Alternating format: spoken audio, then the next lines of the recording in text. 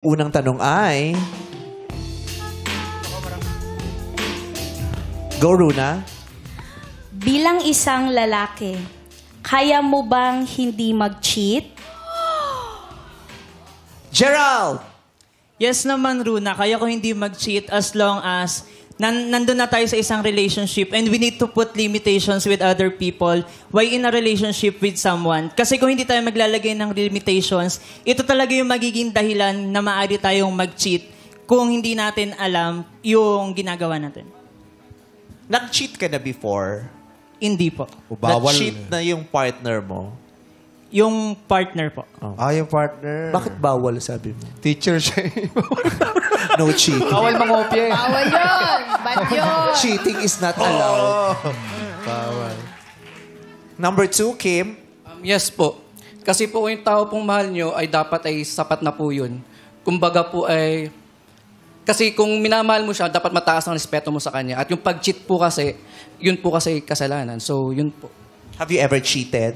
No po. Have you ever, been... Ba't Cheated niloko ka on? na? Hirap pala ng English nun, no? Kasi kailangan ng preposition na Have you on. been cheated on? Naloko ka na? No po. Ah, hindi pa din. Wow. Congrats. Gary. Okay. Para sa akin, hindi. Wala! sorry.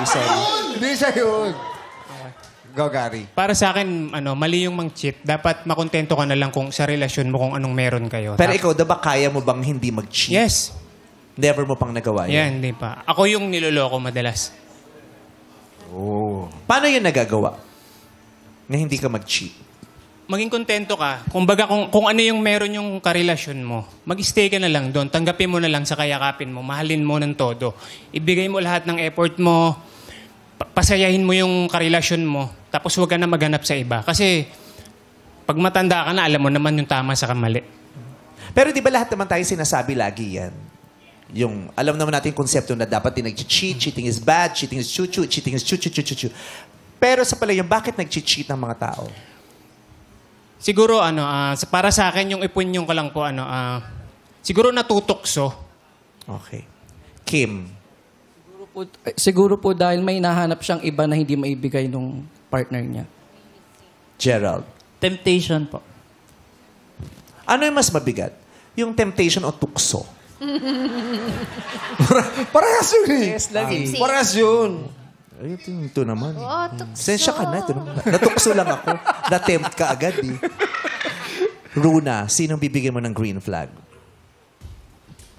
Si number 1. Wow! Si Gerald! Bakit? Sa mga sinasabi niya, mas kapani-paniwala. Oh. Nadama mo ba yon, Cliff? Kapani-paniwala ba para sa'yo? Opo, may advice. Oh, swak ang inyong mga pinili. Congratulations, Gerald. May green flag ka na. Next question, Runa. Pwede mo bang sabihing totoong minamahal mo yung tao kung nagloloko ka naman? Kasi ba kayo sa pelikula na napapanood natin yan? Pero ikaw talagang mahal ko. Mahal kita. Pero may other, Simulan natin kay Gary, number 3. Pwede mo daw bang sabihin, mahal mo talaga yung tao, pero nagloko ka naman? O nagloko? Para sa akin, hindi. Kasi once na nagloko ka na talaga. Hindi mo siya minahal. Nagsisinungaling ka lang sa kanya. Kasi based on my experience, ganun yung nangyari sa akin before. Sabi ganun, mahal ako. Pero nakita ko sila ng ex niya, magkasama. Si number 1, Gerald, anong opinion mo? Sa akin po, hindi po. Kasi unang-una po, kung talagang mahal mo po yung isang tao, bakit ka po magloloko? Kasi mas pipiliin mo po na ibigay yung trust niyo po sa tiwala o yung tiwala sa isa't isa kaysa po magloko o maghanap ng iba. Number 2, Kim. Sa akin po hindi kasi hindi ko po ilalagay yung sitwasyon na yon para sa amin kasi napakahirap po mapunta sa ganong sitwasyon po. Okay. Runa! Number 2 po. Number 2, yung huling nagsalita. Yes po. Kim, congratulations. May green flag ka. Bakit siyang napili mo? Kasi nafe-feel ko yung ambience niya na... Ambiance? Yung like, hindi siya magloloko. Parang yung vibe. Yeah. Yung energy niya, nararamdaman Yeah, mo na opo. mukhang sincere. Ambience. Ambiance. Same. Oo, pwede. Ambulance yan. Ambulance. Ang pangit ang joke mo, ambiance!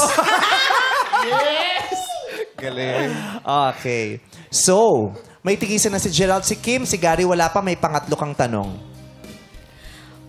Kung matagal mag-propose yung lalaki, may balak ba talaga siyang mag-propose? Ang daming babaeng Isa pa. nung narinig yan. Pakiulit nga. With feelings. Kung matagal mag-propose yung lalaki, may balak ba talaga siyang mag-propose? Kasi di ba 11 maraming years, babae yung nag-iisip, tapos nag-iintay. Di ba? Tapos yung, may inaantay ba ako? O May aasahan ba? hanggang ito lang? Nilulu ba ito? Oo, yung gano'n. Simulan natin kay Kim, number 2. Wala po. Kasi para sa akin, parang Wala siyang balak mag-propose. yes po. Kasi kung sa kanila po kasing situation, tipo ba 11 years sila, parang bakit mo pa papatagalin if you are both ready to mag-settle na po. Parang ganun. Parang 5 years is enough na magkaroon kayo ng karelasyon na tumagal ng 5 years. Dapat parang may plano na kayo doon, committed to each other, and ready to settle down. Parang ganun po yung sa akin.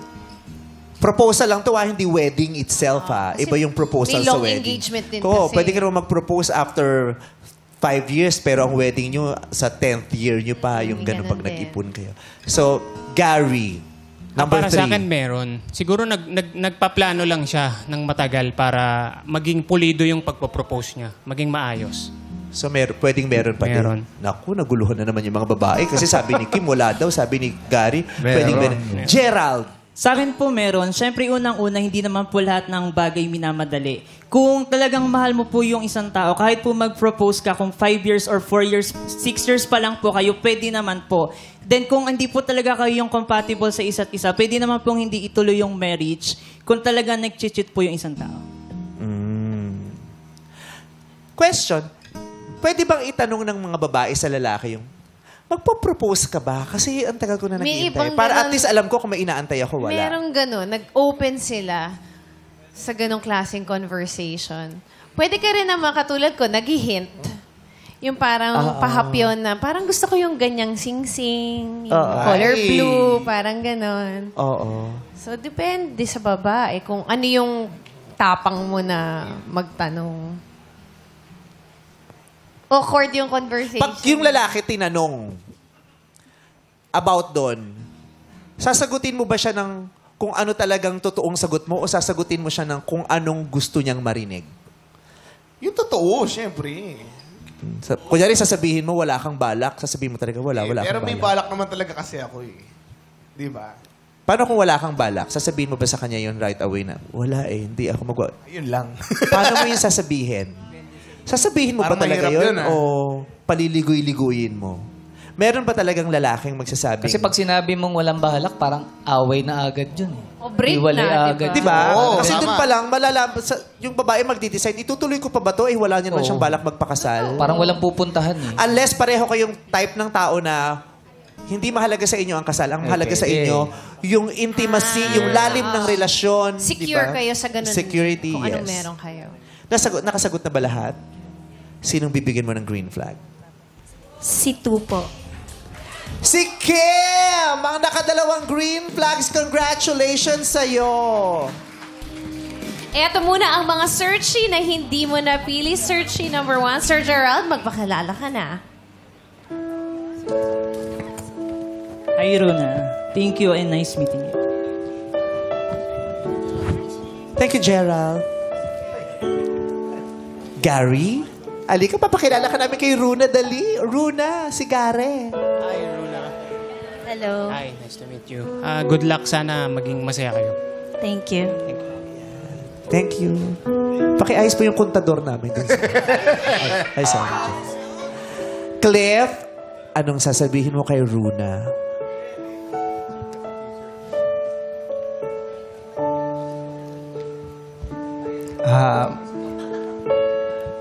Sorry sa mga nagawa ko. Then, mag-ingat ka palagi.